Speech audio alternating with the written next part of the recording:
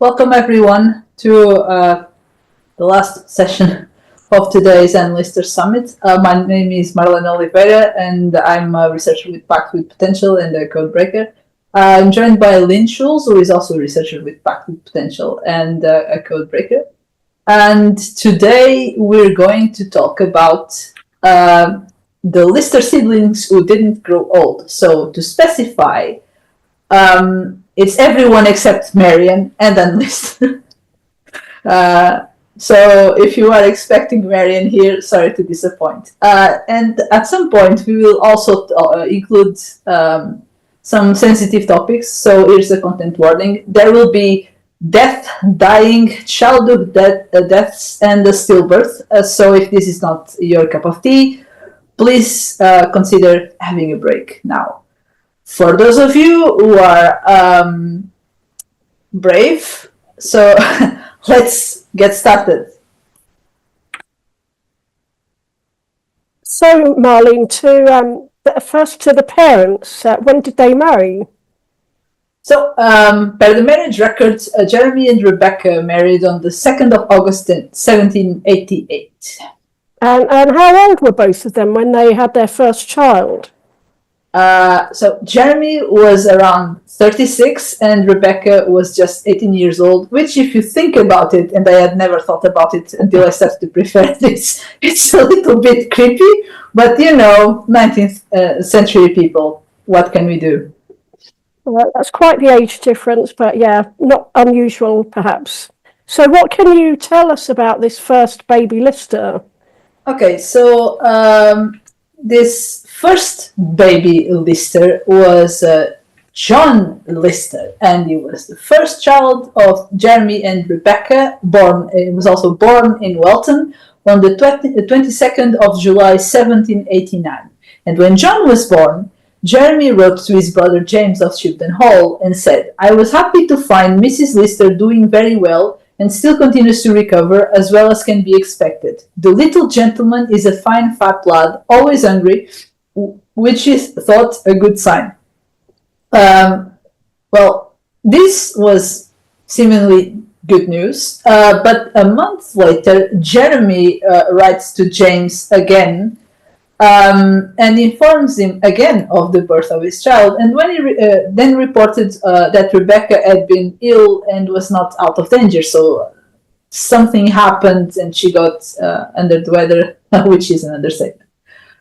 Then, about a fortnight later, Martha Lister of Shipton Hall visited the Listers at Market Beaton, and she reports back to James that they were trying to wean John because they suspected that the mother's breast milk was making him ill. So this is what Martha wrote to James. "The little lad has been very ill owing to its supposed to its mother's milk not agreeing with it, which is the cause of its not being a weanling. It has been since better, though not so well as we could wish."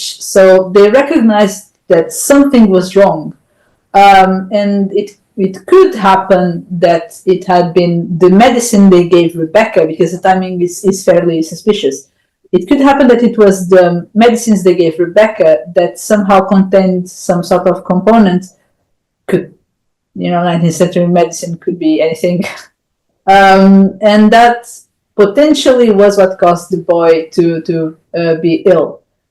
They recognized the problem, figured that something must be done, so the solution was to first try to wean him off his mother's milk, and then when that apparently didn't do much, they sent him to Ovenden, where John was put under the care of a wet nurse. Unfortunately, his condition did not improve, and he died on the 11th of September 1789.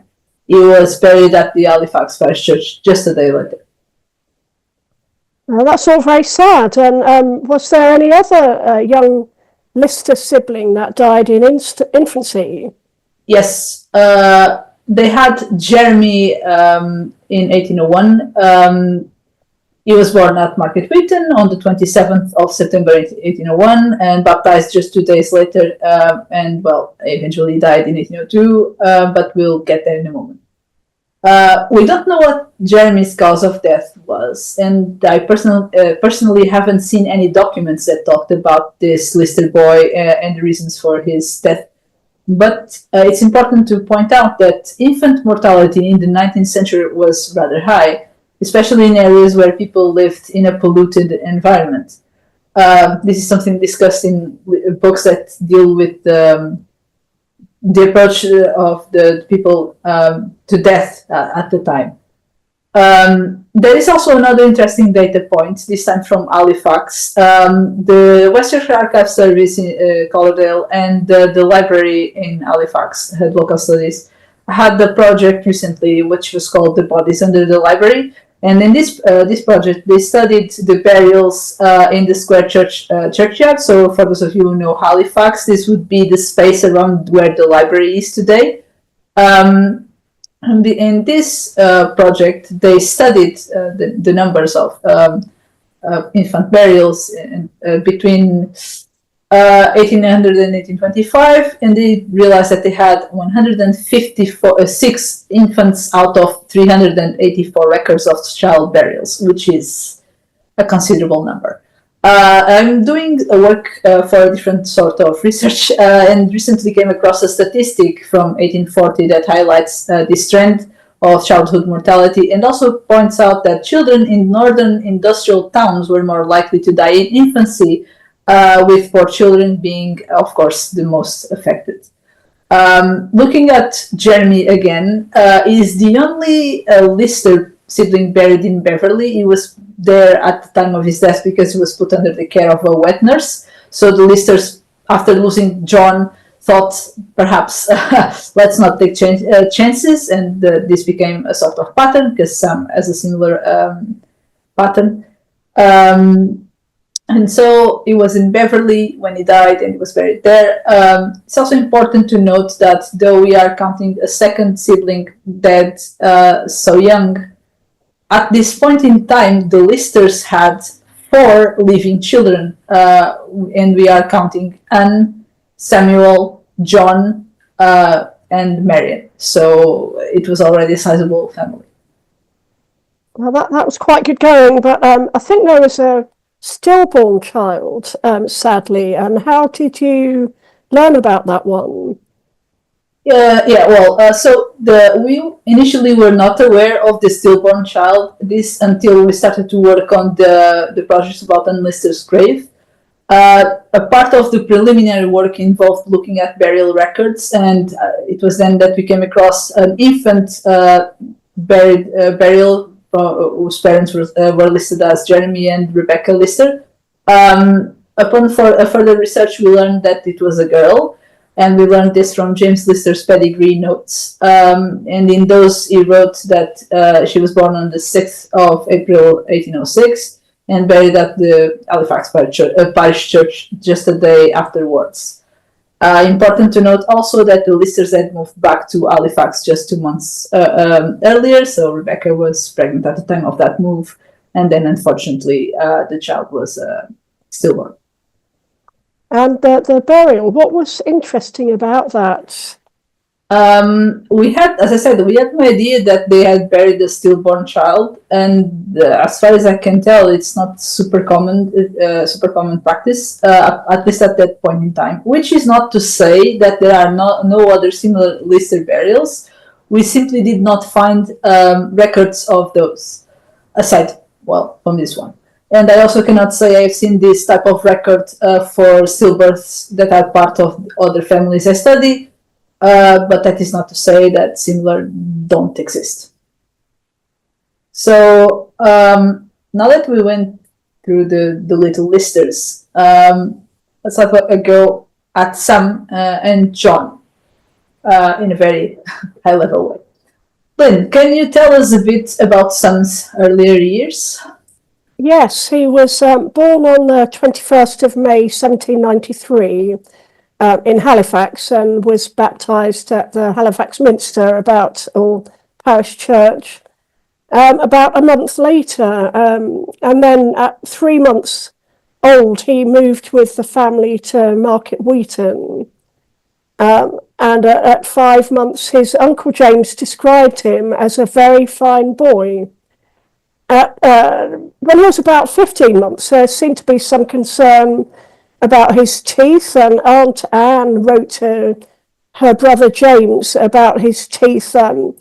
Sam was improving in his health, and he will surely get some more teeth before too long. So it seemed quite late that he was growing his teeth, but maybe not. At 6 years old, his mother wrote a couple of times what a very good boy he was. And at 11, though, Sam was describing himself in a letter and felt himself quite average at school and falling behind in his Latin. By his own description, he was quite reserved, I think, in his teenage years. But at 17, he wrote in a letter to Anne Lister about how he was coming out of himself a bit. And I talk more than when you went and begin to like visiting very well. So he was enjoying socialising perhaps more than before as he was getting a bit older. Eliza Rain, who of course knew the Listers very well, described Sam as benevolent and amiable. Amongst the other siblings, so Marian, there doesn't seem to be I've seen no mention of him in the context of Marian, but he does seem to have rubbed along well with his brother John. Marlene, can you tell us about the two of them, Sam and John, and were they close in age, and what were their different characters like? And what about their time at school, for instance? All right, certainly can. So Sam and John were just 1 year and about 9 months apart, with Sam being the oldest. Sam was described by their mother, as you said, a good boy, and John, he also wanted to be a good boy. But John was always described invariably as a great pickle. Poor John. In one letter from Rebecca to Martha Lister of Shibden Hall, from Rebecca to Martha Shibden Hall, Rebecca wrote of Sam being a good boy and makes up for the other being such a pickle. So the other was John. He was cementing his reputation. The two boys were seemingly very different in character, with, as you said, Sam being slightly more introverted and John seeming to be more keen to engage with other people and more extroverted of the two. And he also had a cheeky side of his, which got him in trouble sometimes.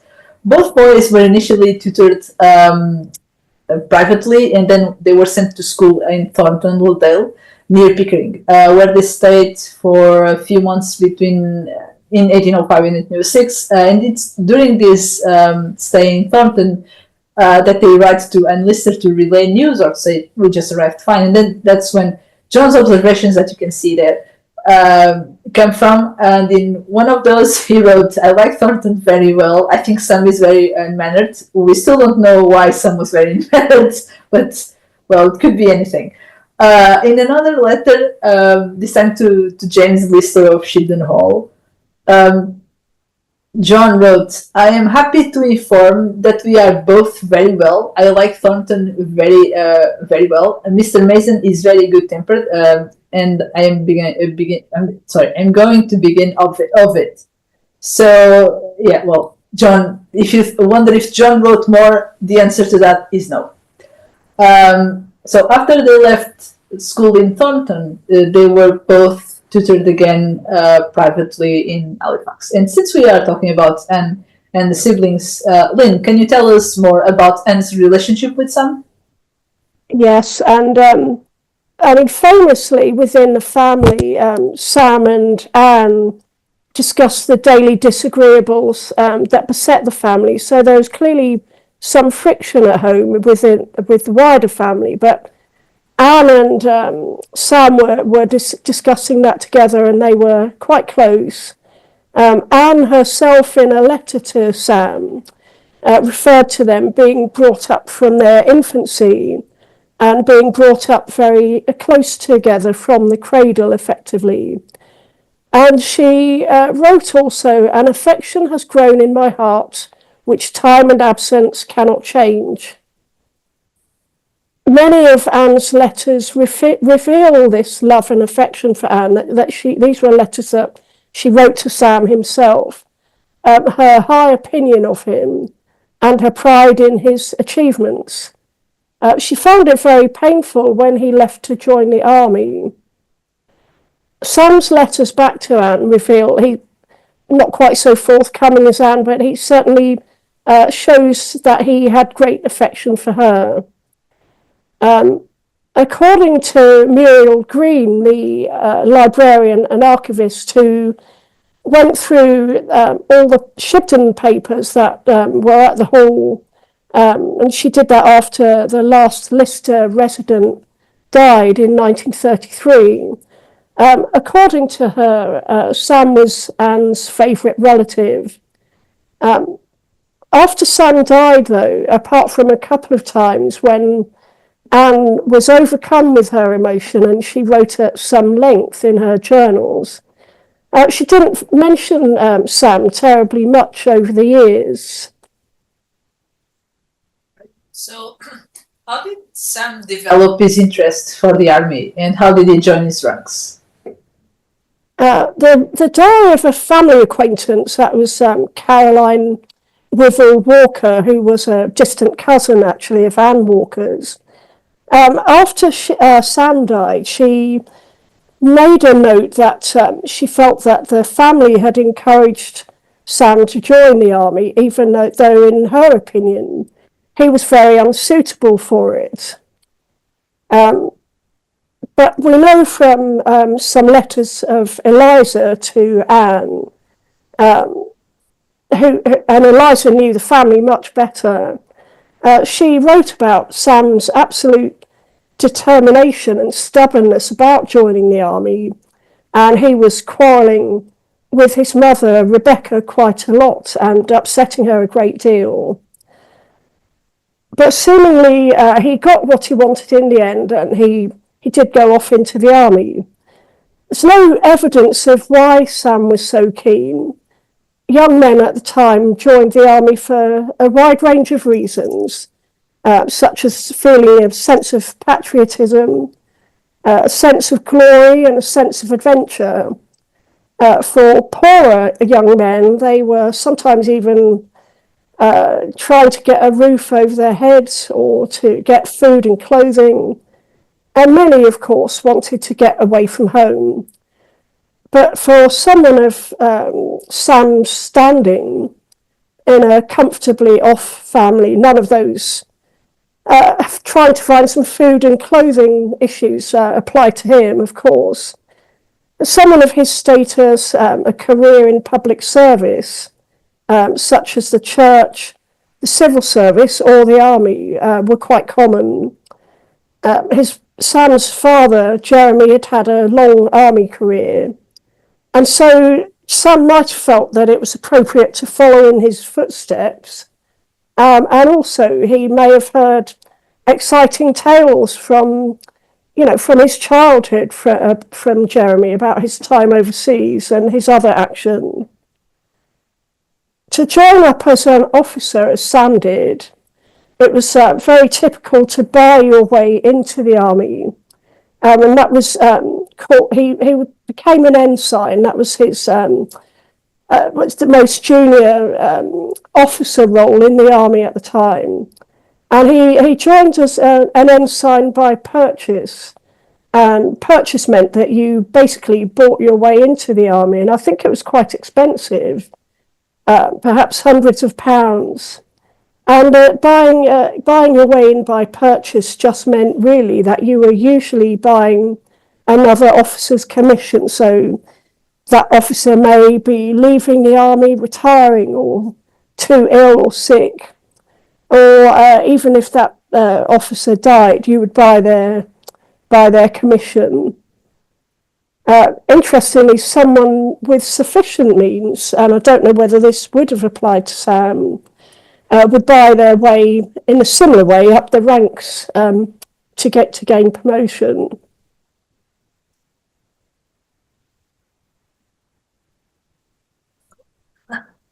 Okay. Okay, Marlene. So, like his sister Anne, Sam also wrote about some of his travels in detail. Are there any stories from his travels that you would particularly like to share? Yeah.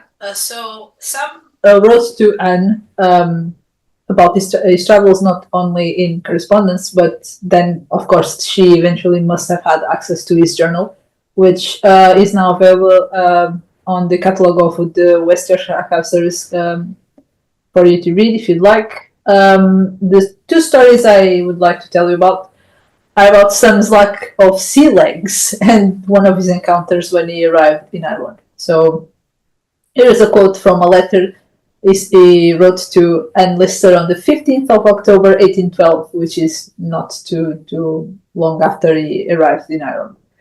I was very sick nearly all the way and obliged for some time to stay on deck as the cabin was so very close. But it began to rain, which forced me down where I lay on the sofa half dead from the evening till morning when I was a little better, but obliged to lay still as the least motion made me sick again. So for those of you familiar with Anne Lister's adventures in boats, here's another lister who is not good with boats. I would like to add that perhaps he was lucky because he got to lay down. She sometimes was not that lucky. And then there were another encounter. There was another encounter, which right after he arrived in Ireland, as what happens with anyone who travels to a different country, you usually go through customs. So he had to go through customs too, and this is what he had to say. After a prosperous voyage, reached the Pigeon House on the 11th about 1 o'clock p.m. And when I had extricated myself from those harpies, the custom house officers, I embarked in the long coach for Dublin, which I reached about 2. So it was important enough for him to write this on his journal, so it definitely must have been quite the encounter. If you're curious about some travels, we have a travel map on Packed with Potential, which is called Samuel Lister in Ireland, and you can explore this trip and some other trips he undertook in Ireland. And now, since we are talking about Sam in Ireland, can you tell us a bit more about Sam's life there, Lynn? Yes, he was stationed at Fermoy, which was built as a garrison town by the British in 1796. Fermoy is about 20 miles north of Cork, which is itself in Southern Ireland, and Cork is about 10 miles from the southern coast. The purpose of being there was that from Cork it was very easy to sail to the Iberian Peninsula, where the Peninsular Wars were going on. So if they needed to get away quickly, they could. In his first week, Sam diarises learning some simple but essential disciplines, such as how to march, how to face from right to left. And he would also have attended roll call in the morning and evening to check that everyone was still present, how to hold his sword, how to give appropriate words for command and that kind of thing. In his first week there, he got his uniform. That's a uniform very much in style of what Sam would have been wearing. In the following months, he learns a few more tasks, like carrying the regimental flag, which was actually a great honour, and he wrote home about that. He was going on parade, going on guard duty, and taking part in field days, that's military exercises out in the field. He wrote about all of those things in his journal. Sam also seemed to have had quite a bit of leisure time and spent some of that going for walks with his friends, attending dances and balls. He went hunting with one of the senior officers, spent some time reading, and in the army, the officers had some required readings, such as reading about discipline, the field manoeuvres, and so on. He studied Latin with one of his friends and played rackets and chess. And again, he mentions all of those things in his journal and in his letters home to Anne. Sounds like he was kept very busy and like the same in Ireland. Was there anything Sam longed to achieve? Sam, he did like his time in Ireland, but he spent some time longing to be on active service and being posted overseas. One or two of his letters to Anne show how frustrated he was to still be stuck in Fermoy, I think he saw it. And he mentions Spain and America as places where action is going on. He was also evidently quite ambitious, and a letter home to Anne of April 1813, and he'd only been there for 6 months, reveals that he was thinking about a promotion already to the lieutenant position. But realistically, he knew that other peers of his were more likely to get that, even if he could buy his purchase of that role, because these other colleagues had been there longer and were more senior to him. But aside from these thwarted goals of his determination to join the army seemed to have paid off. He made some really good friends there, and he declared himself a couple of times at least to be very happy. In a letter to Uncle James, he wrote, "I'm as happy and as comfortable as I can wish." And in a letter to Anne, he wrote, "I'm as happy as I can be and like the army life." So he seems to have quite liked it there, and seems to have fitted in very well, according to a family friend reporting home to the Lister family. That was Captain Rowe, who was also out in Ireland. Sam was a great and universal favourite with the regiment. So he's popular there. Sounds like he had an interesting career in the army. Yeah. And how did his time in Ireland come to an end? So sadly, Sam's time in Ireland came to a tragic end, and despite being told by one of the senior officers to not get out of his depth in the river because he'd nearly drowned a few days before, Sam died by drowning on the 19th of June, 1813. He had only just turned 20. He was buried 4 days later, and as he was buried at Castlehyde Cemetery, you can see the church there, the funeral service was almost certainly held there. The level of attendance, i.e. how many could turn up and how long the service was, would have depended on how busy the regiment was in its other duties. But we do know a little about the feelings of the people who attended. Ensign Slyfield, Sam mentions a few times in his journal, and it was one of Sam's friends. And this Slyfield later met both William Duffin and Isabella Norcliffe, as it happens. And he reported to those people what it was like at the funeral. To Mr. Duffin, he said, Sam was very much liked in the regiment, and there was scarcely a dry eye at his funeral. And to Isabella Norcliffe, this fellow Slyfield said, he was beloved by every officer in the regiment, and was one of the best young men I ever knew, that's Slyfield. He never in his life was so affected as at his funeral. So Sam had clearly touched the emotions of his colleagues. So, Marlene, now can we turn back to the second John Lister, and when and where was he born? All right. So John was born in Sculford House, which was a property the Listers owned near Market Wheaton, and he was born there on the 3rd of February, 1795.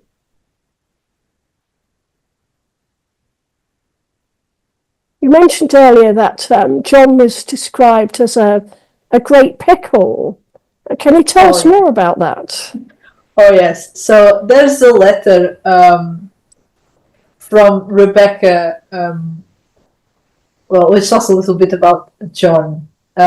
Again, she refers to him as a great pickle, even from a young age. This letter is from 1799.